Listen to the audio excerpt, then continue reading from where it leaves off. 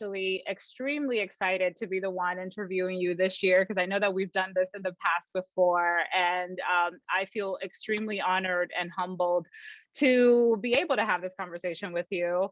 I'd like for you to first begin by sharing your journey, why we're even having this conversation, where in this moment in history we are with the Global Down Syndrome Foundation. Tell us more.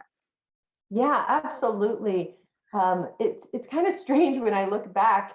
Before I gave birth to my first daughter, Sophia, who happens to have Down syndrome, I had never even met a person with Down syndrome. And like looking back on it now, I'm with like 200 plus people probably every week with Down syndrome. Like, how could that not have been part of my life? And I had a prenatal diagnosis. Was told a lot of inaccurate information at the point of amnio, essentially that my baby would die by 3, and was encouraged to terminate because 80 to 90% of people do. And that kind of launched me on this journey where, I'm kind of rabidly pro women. And this idea that this man doctor would tell me inaccurate information, and that the genetic counselor, would only give me a statistic on termination rather than information that could have been useful, really kind of riled me a little bit. And then as I was kind of reflecting with my husband on the journey and figuring out what we were going to do, we met with a couple of people with Down syndrome. And we were like, wow, all right, we got this. We're going forward. And then I started researching what is available, because I knew prenatally also that my daughter would have to have open heart surgery very young, that she had a complete atrial ventricular septal defect, which probably at that point scared me more than the Down syndrome. And so kind of being Italian Chinese immigrant type A personality. I think a woman, period. Just being a woman and a mom. And a mom. Yeah. Exactly. And so I flew to the National Institutes of Health, because I was like, okay, I don't understand. There's no funding for people with Down syndrome. And yet there's 400,000 people walking around who, unfortunately, most of them will get early onset of Alzheimer's. And fortunately, most of them will never get a solid tumor, right? Highly protected, very rare for a person with Down syndrome. So why isn't there research looking at people with Down syndrome and trying to help them? And in helping them could help millions of other people who suffer from these diseases. And that, my friend, is how it all started. But isn't it interesting, that something that could have felt as devastating at one point really is now, your life's work and your mission and your purpose. I know that I feel this whole story and your journey very close to home. It's interesting. Before we got on, I was sharing with you that my niece, who also happens to have Down syndrome, her name is also Sophia, and we found out at her birth. So I think that the way that you find out has a way of obviously affecting the outcome. But for us, I remember my brother and my sister-in-law both obviously being in shock.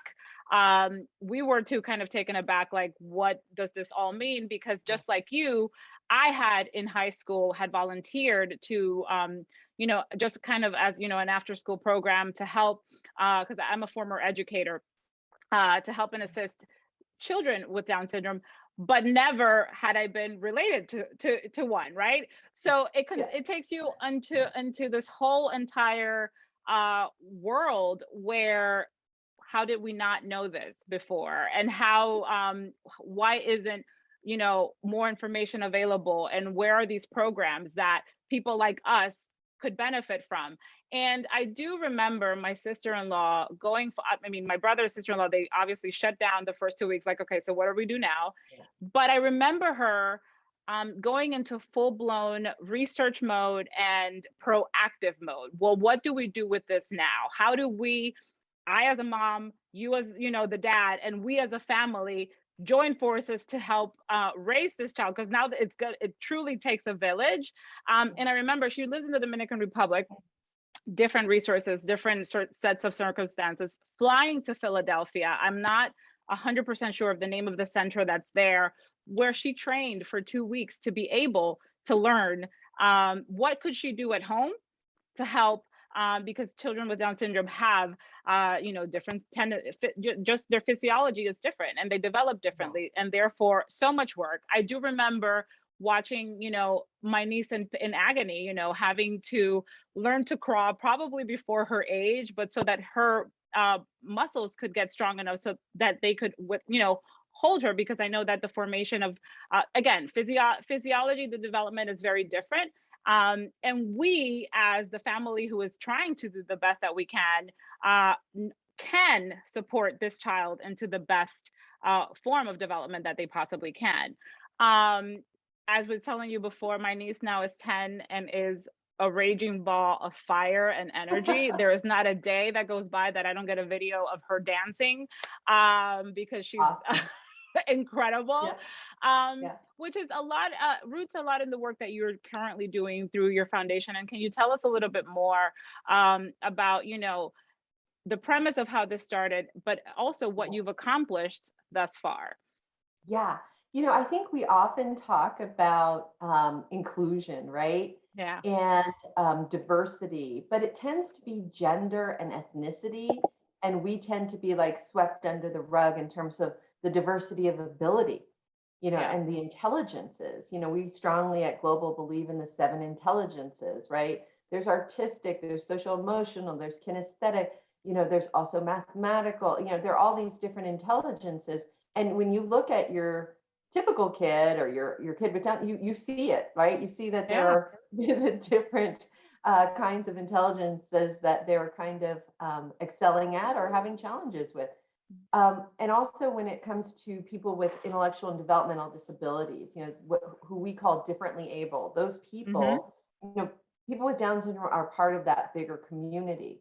And when it comes to like preschool and when it comes to post-secondary, inclusive, K through 12, we're all in the same boat.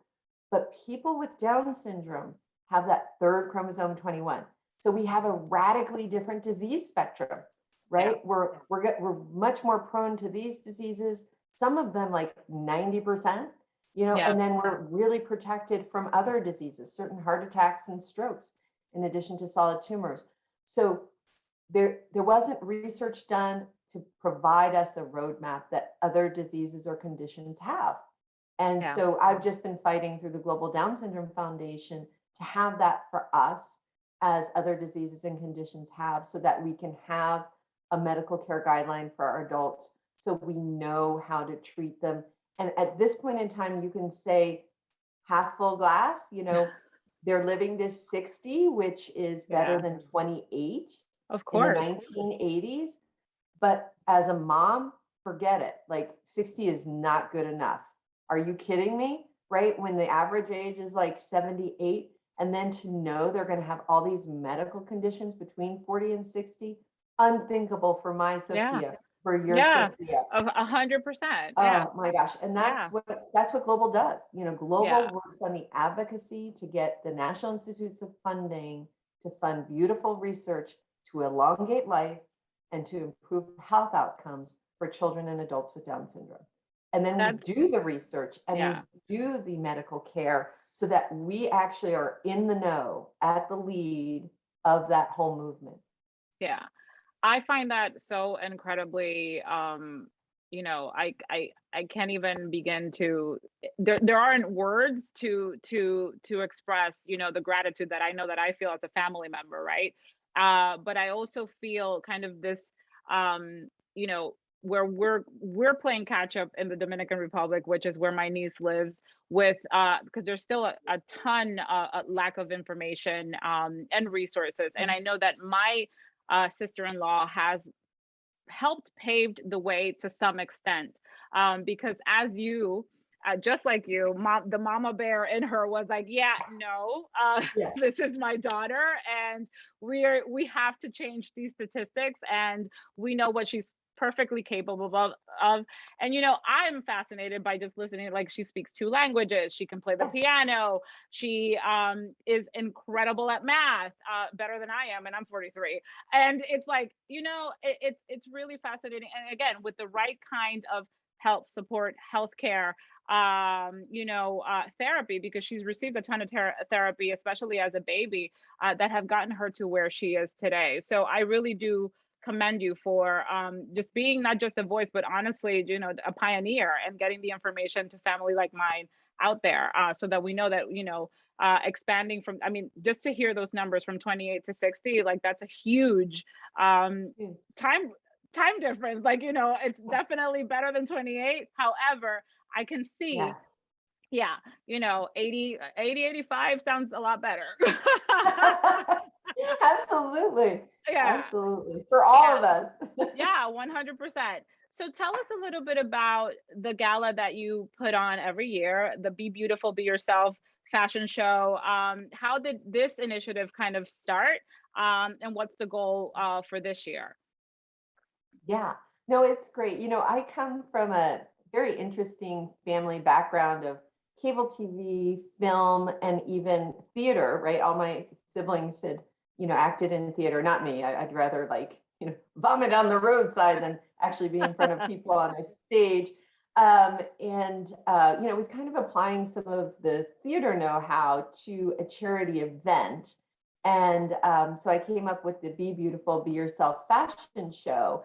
And Hmm. a funny side story, my mother is like she's Italian, and you know she's always dressed amazing and her house is always amazing, and not the opposite of me. And she's a big prolific shopper, and we went to unnamed department store to ask them to clothe our children, you know, Yeah. in this first time ever Be Beautiful, Be Yourself fashion show.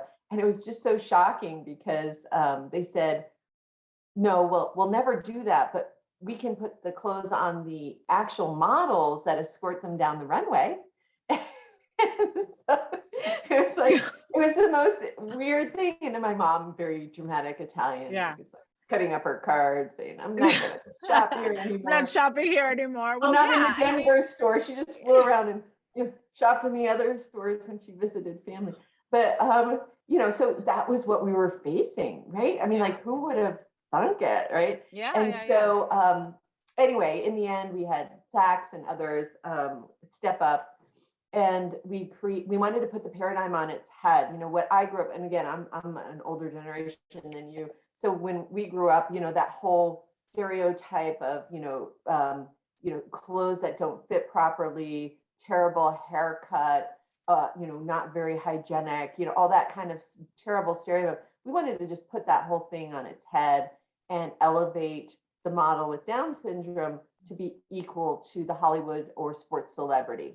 Yeah. And that's kind of how it started. And I loved it because having gone to a few charity events, a lot of times you don't see the people who are served at kind of Yeah. front and center. And Yeah. this was a way to do that. And we didn't know what to expect the first year. We had like, I think, close to 700 people, and standing ovations every Yeah. year. At the end of the fashion show, there is a spontaneous, beautiful standing ovation. And so that's what we were after. And, you know, we get some wonderful celebrities. Quincy Jones helped us start this with the Quincy Jones Exceptional Advocacy Award.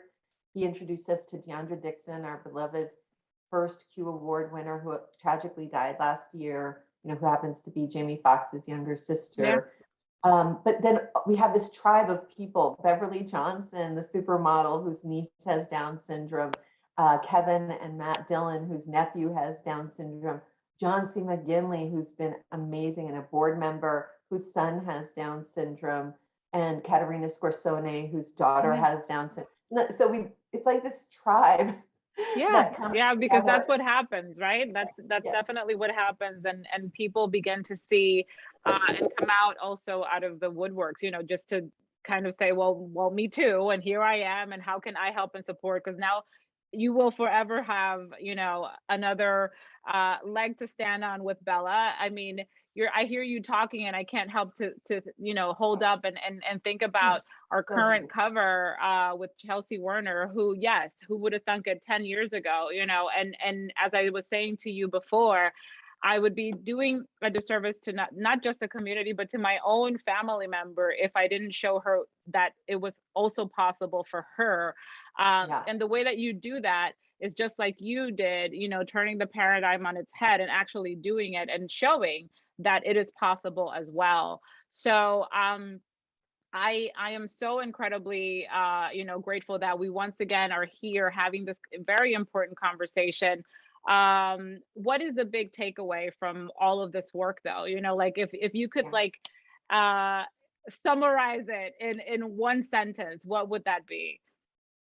Yeah, no, I think that the only way we're going to guarantee that our children and adults reach their potential is if they have good health and a long lifespan, right? And that's why we're doing this and working so hard every day. It's what the fashion show embodies. And at the end of the day, even our own work, I don't know, just last week we announced that we got a grant to do a clinical research using an Alzheimer's drug in young adults with Down syndrome to see if it improves cognition and helps with Alzheimer's. And so that'll start next year. And then our big breakthrough that happened in 2016 was our research that showed that Down syndrome is an immune system disorder. So, we are, and that's just blown up, so our own research and across the Mhm. nation, even at NIH, the head of the NICHD herself is working in this area.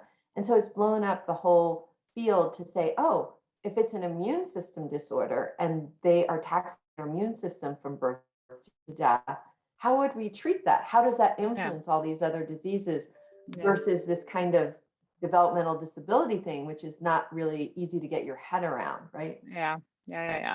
That's amazing. And congratulations on everything that is really, coming to the forefront because of all the work that you've done. How can people who watch this episode get involved? How can they also get tickets to join the gala and support your organization? Please tell us more.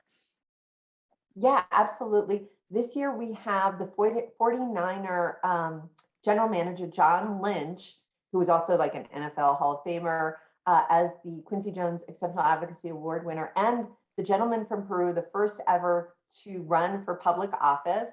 That's Brian Ressa Mujica. And we have Sara Bareilles performing. So that's really Amazing. exciting. Yes. And then we have our ambassadors, Archie and Sevi Eicher, who were both adopted from Bulgaria. Their story is amazing. You can go to www.globaldownsyndrome.org and you can find the tickets really easily. The usual tickets are $650. And of course, because we're going virtual, they're 25. So it's a really special way in which you can kind of tap in and kind of see this star-studded event. And of course, our 26 models with Down syndrome really steal the show. They're just amazing. We have one from India, one from Nepal, and it's just amazing. Every year even in the in-person, we have people fly in. So it's November 13th, Saturday. It's going to be an hour and a half long. If you buy VIP tickets, there's a live virtual kind of celebrity VIP reception. And we really encourage people to help us support this event, have fun, and it goes to a great cause. That's amazing. As always, Michelle, thank you so much for joining us. We are always happy to support in any way that we can. And I'm looking forward to the fashion show because I can't wait to see all the fashion and all of the beautiful people involved in this year. So congratulations again. And until we see each other again. Thank you so much.